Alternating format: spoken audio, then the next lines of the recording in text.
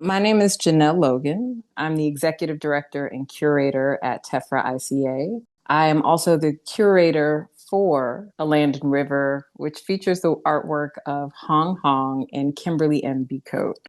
They're two artists who are really exciting to me because of their interesting use of paper, their approach to making artwork that is both using traditional and non-traditional materials, and their research and question about how place and space connect to our individual and collective identities. Hong Hong has traveled around the United States after emigrating from China and explores a relationship between herself and water and land as she explores what it means to be here. It's also really exciting because this is her first research project. So she's sharing this legacy, her family dynamic, along with this attention to place via this large scale paper painting and installation. Kimberly Becoat, on the other hand, is rooted very firmly in New York and is exploring Seneca Village, an African American community in New York City during the 1800s that was razed or removed in order to build Central Park. In each case, as you look at the work, the idea of where someone is, how someone occupies space, and even the place of the artist in this conversation is really important to the work and something that they're sharing with us. My name is Kimberly M. Becoat. I am a Harlem-born native New Yorker. I'm based in New York City in Brooklyn. I'm an educator, an art activist, and I have been a working artist for over 25 years. The series Seneca Village, Everywhere and Here, is about weaving together the legacies of Black and Brown people, how these legacies are designed and how they are dismantled, and then how we build from there as Black people to reclaim it in other forms. Seneca Village was a place of a population of 300. It had 2 to 3 churches, 2 schools, mostly populated by Black people, free Black people that owned their property right out. There were Irish and there were some indigenous Native Americans, which was how it got named. Before the age of industry, the mayor at the time decided that he wanted to expand out where the rich could mingle. And he had this grandiose idea to create what is now Central Park. By the time the mid 1800s came about, Seneca Village was obliterated. There's an erasure that happened, and then a repurposing, finding artifacts in the early 2000s to show that this place actually existed. That was really the centerpiece for how I began Seneca. And then bridging it out to other states and cities, because we know historically there's a Seneca Village story in every state in America, which was why I titled it Seneca Everywhere and Here. I use paper as a way to reclaim it back to where the natural resources come from and how we work together with those natural resources to create these maps of where Black people were, how we centered ourselves, how we make those viable conduits to sustainability and sanctuary. I'm always thinking about the color before I think about the layout and the idea. And so with Expanse, that formed out of wanting to have this woman stand in the landscape, stand in her being, stand in her property. I use a lot of women in this part of the series of Seneca Village. One of the other pieces that I enjoyed working on is Epiphany Terra Firma. That is a dedication to Epiphany Davis, who was a store clerk and a trustee at AME Zion Church, which was in Seneca Village, is actually still standing, but has been moved further up Harlem.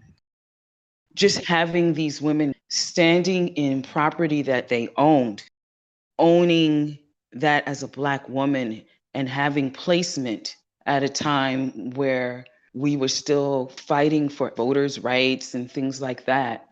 But knowing that we had land, landscapes are about expanding out.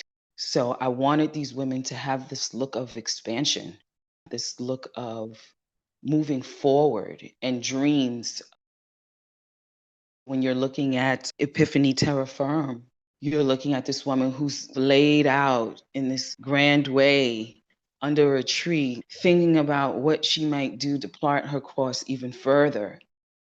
That speaks to how Black people just overall see beyond the circumstances that we're standing in, acknowledging that there's more to be had while being grateful for what we've already obtained.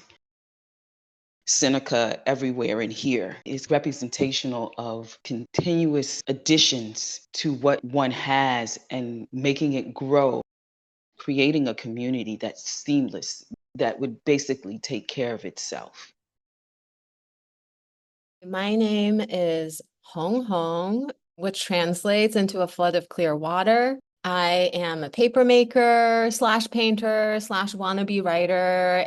I'm currently based in Oklahoma, but I've lived and spent time in a lot of different places across the United States. My earliest memories of paper come from reading books. I was reading before I was making images, so I understood paper as this holder of all of these stories, which were really, really beautiful to me.